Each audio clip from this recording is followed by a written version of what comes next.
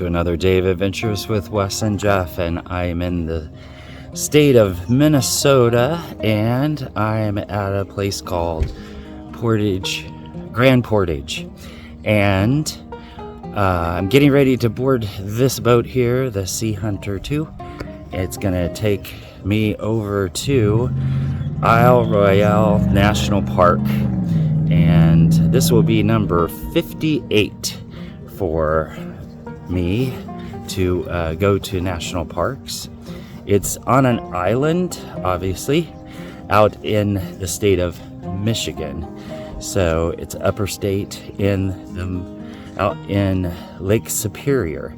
So this is Lake Superior behind me here, one of the bays. It's called Hat Creek Bay. And gonna spend the day out there. This is about the only way that you can get out to this national park, but it should be a fun day. Got a couple hikes planned, as well as the visitor center and maybe a little tour or so. So stick with me today, and we will show you what there is to see and do on the Isle Royale National Park.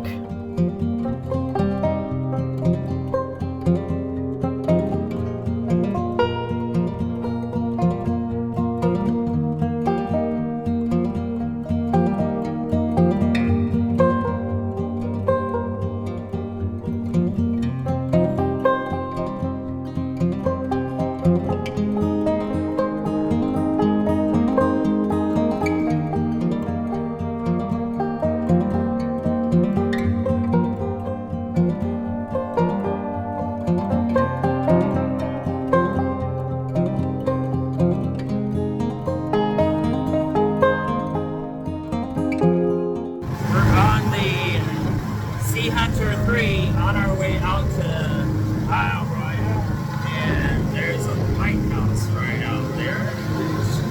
I'll try and zoom in for you. And then we're on the island now. It's only about an hour and a half each way, so they give you about 4 hours on the island to explore during the day, and then it's time to head back to Minnesota. So it is an hour time change. You do change it from the Central Daylight Time to the Eastern.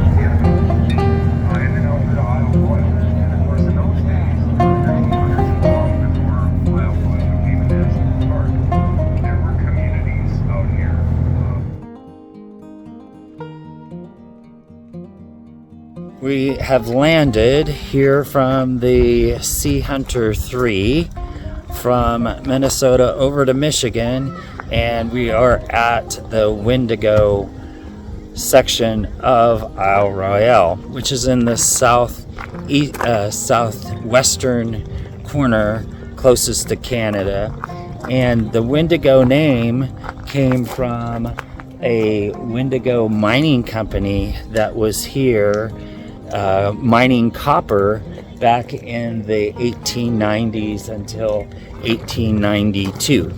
So now it's a national park, and Isle Royale is the largest island in Lake Superior, and it also includes about 400 islands, smaller islands, near the largest island here.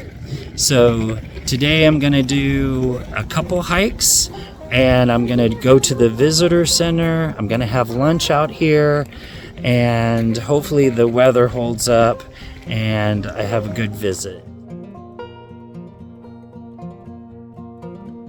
Isle Royale's so wild. How wild is it? It's so wild that over 99.9% of the park is federally designated wilderness. So it pays to know before you go. Now, you know how isolated we are here at Isle Royale because you just took a ferry to get here for a couple of hours. Know that services are limited in the park, and it's important that you are conservative and self-sufficient during your trip here. Most of your adventure will be spent outdoors today.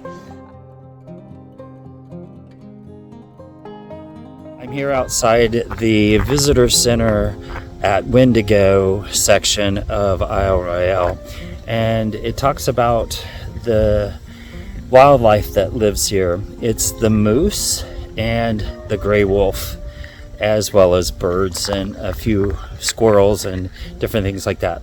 But the moose didn't actually exist here until the early 1900s, when they swam across from Canada to this island.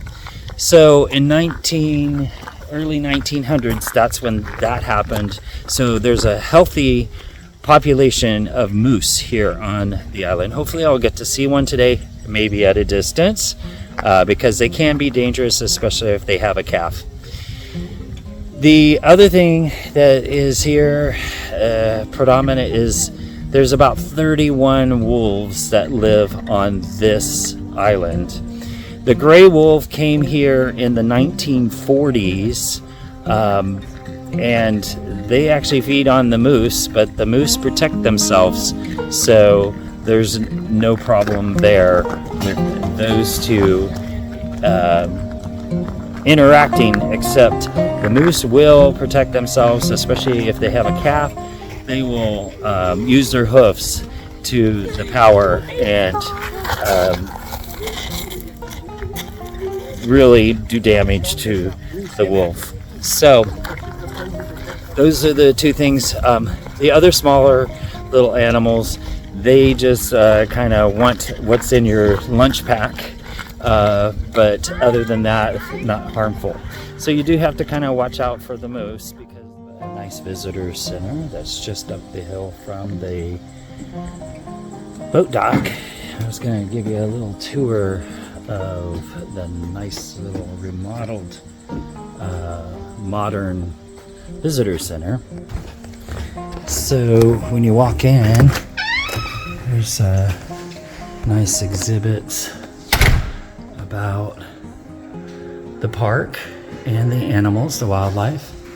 It says 1 billion years ago, molten lava begins to formate at Isle Royale, and then 10,000 years ago, the glacial movements carved Lake Superior, and then about 8,000 years ago, earliest evidence of indigenous mining occurred here, and then first commercial fishery located here in 1837, and then the Windigo Copper Company explored for copper in Washington Harbor area. And then in the early 1900s, the moose swam over from Canada to Isle Royale. And then in 1940, this became a park. This park is actually one of the least visited parks in the United States. One of the reasons is because of its proximity. It is an hour and a half by boat from the closest point, which is Minnesota over Grand Portage. And back to the moose. Once the moose were here in the 1940s, 1958, the wolves came over. Of course, they were stalking the moose and that. So anyways, it brings us to today. There are 31 wolves on the island.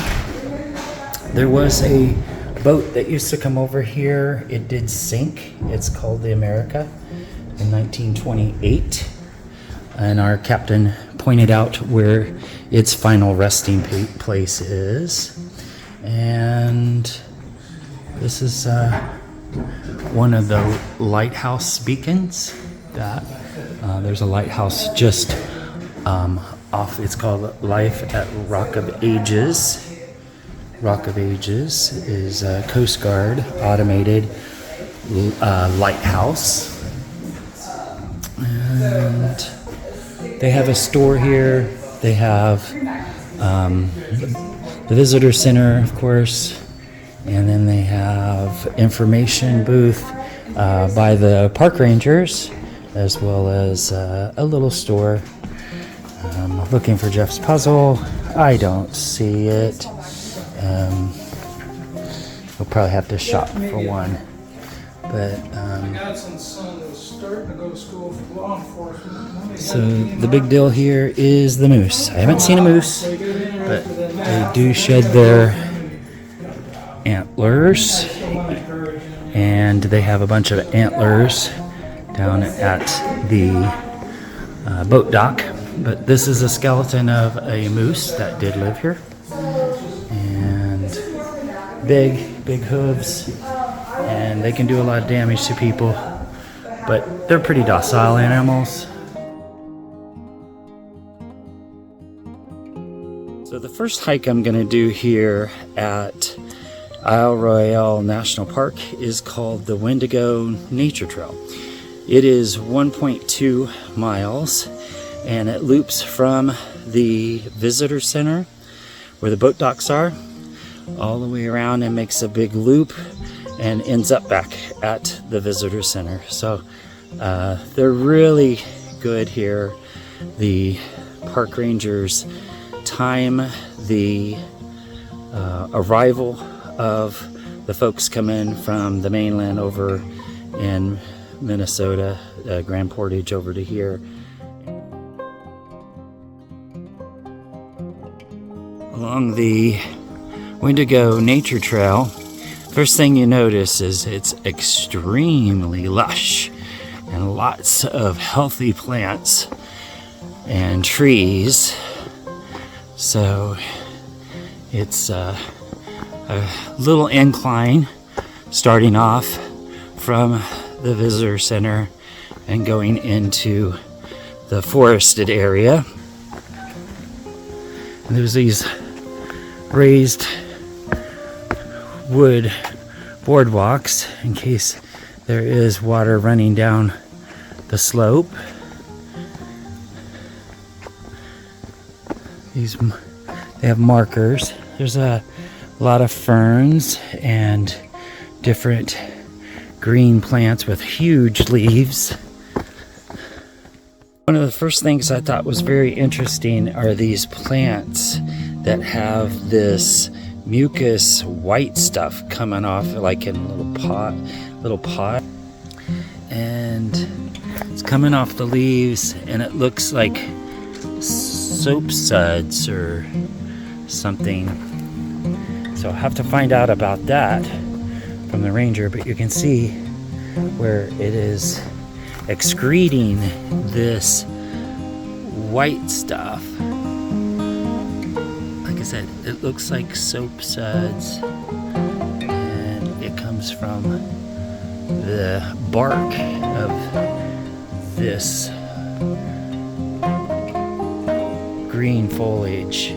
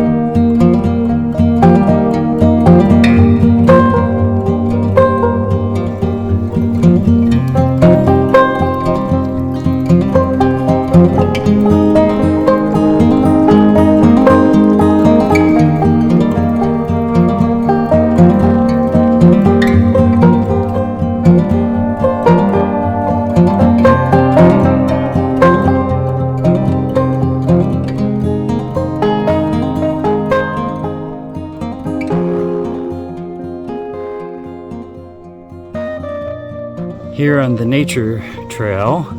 You know, most of the trees are birch, maples, and cedar, a few cedars. So along the trail you see where it's kind of, some of them have fallen and they're decaying, and they're providing a habitat for insects, bugs, and for the wildlife. But there's a little creek that runs along the nature trail, and it's interesting because this birch bark breaks off, and it's like, it looks like it's, a lot of them are peeling, so it's very green and lush here.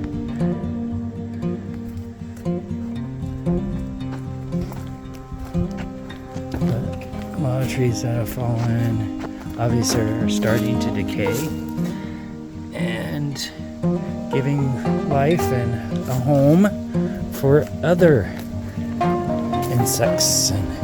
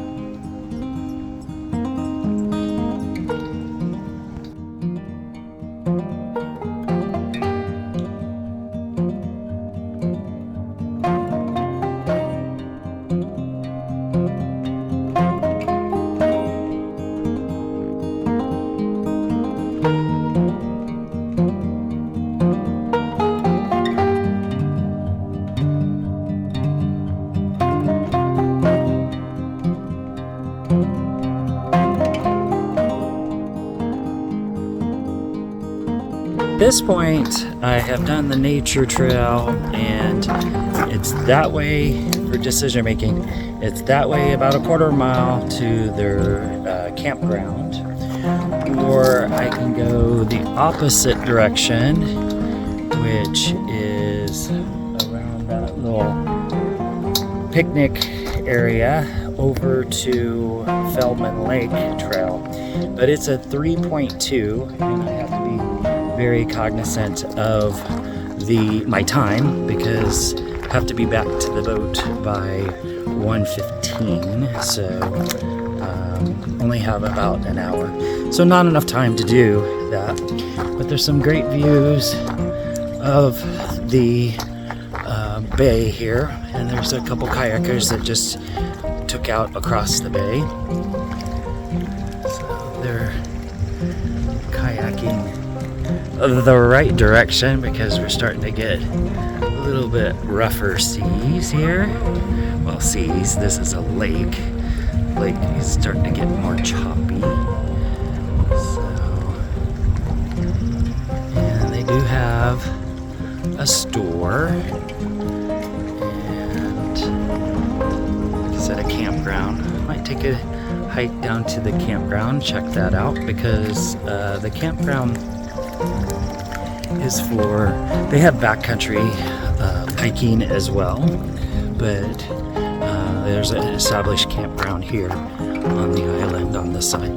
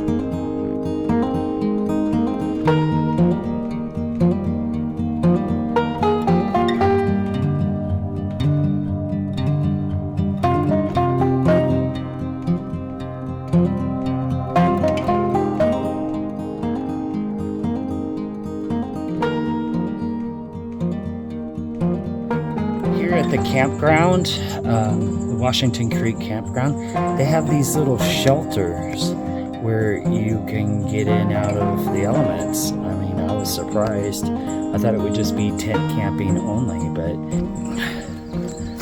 so these little shelters at each of the campsites. You got a picnic table, and you got these little shelters where you can get in out of the elements. It's pretty cool. It's one of the campsites. First when I came on, I thought, oh, well, this is a community campsite, and then this is their view here.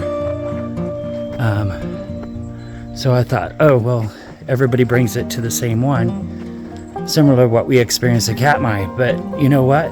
There's one at each site, so that's pretty cool. You can get in out of the elements and put your air mattress down or whatever and have a place to stay, and it's screened in away from the bugs, and so pretty nice little sites. This one is number 9. I hope I don't intrude on somebody that is already here, but it seems pretty empty right now, and it's a Sunday. This one has access down to the lake, which is kind of cool. Water's kind of cold in Lake Superior, so it's good. That one even comes with a room. You can clean up after yourself. That's pretty cool.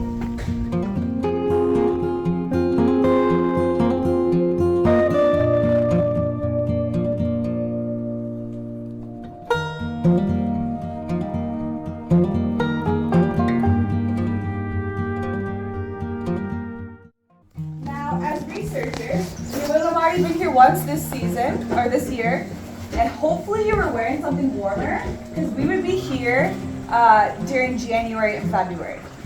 We'd be right here in Windigo, and we would be partaking in something called winter study. A group of researchers come, and we would be high in the sky in a ski plane, looking down on the white landscape, and we would be counting. We would be counting how many moose and how many wolves that we see. So this winter, we counted 900 moose and 31 wolves. You tag them? Wow. Great question. Do we tag them? Yes. So the Park Service, along with the Grand Portage Band, along with some universities such as Michigan State University, University of Madison, Wisconsin, they have put GPS collars. And when they do that, they tranquilize the animal, the moose, put the GPS collar on, and sometimes they'll put an ear tag, like an earring. The wolves, the park relocated 18 wolves here starting in 2018. All of the wolves that were relocated here were tagged and put a GPS collar on. When we were in the ski plane looking down the landscape, we'd also be interested in any moose carcasses, and we would want to get those GPS coordinates, that exact spot, so later we can come back and investigate the bones, because we want to find out why did that wolf choose that moose.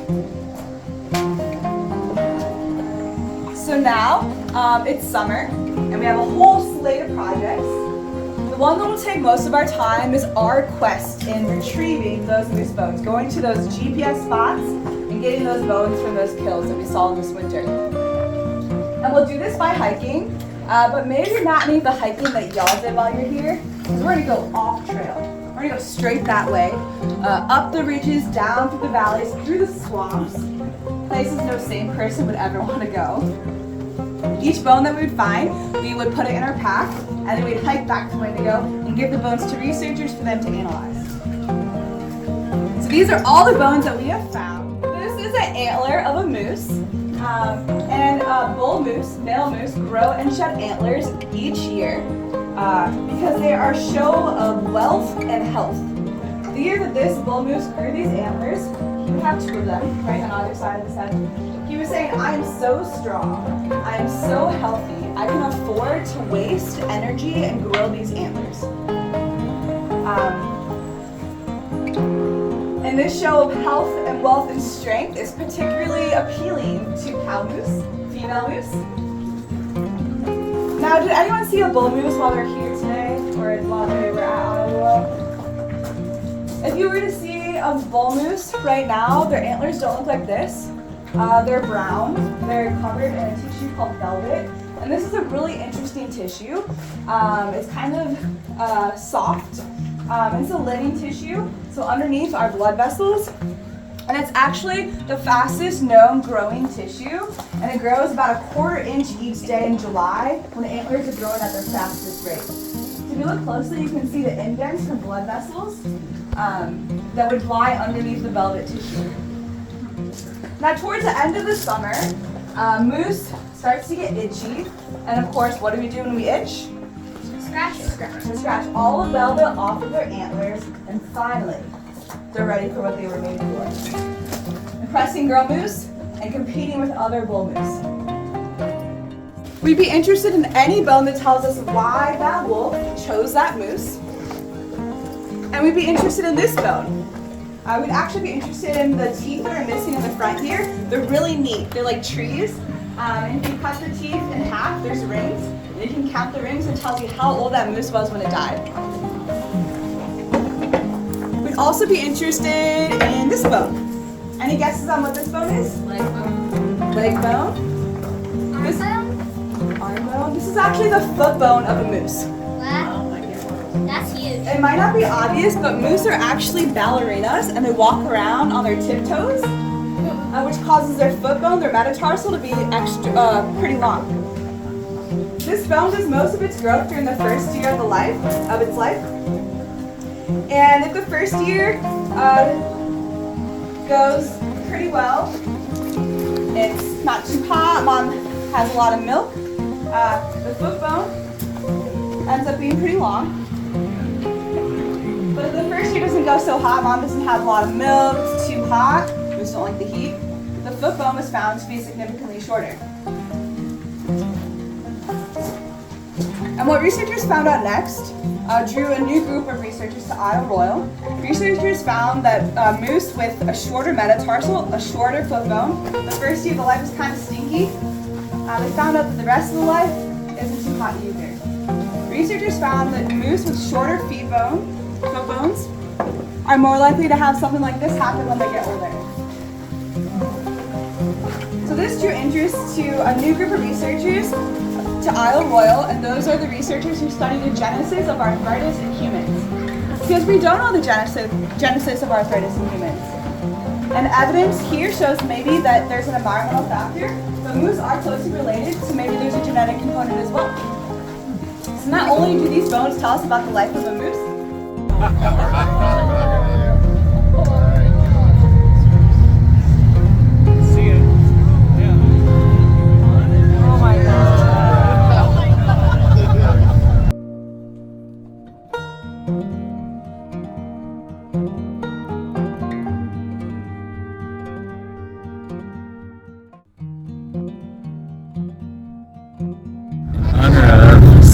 Lake Superior Day. The park rangers that are here working at Isle Royale took a plunge in the cold waters of Lake Superior.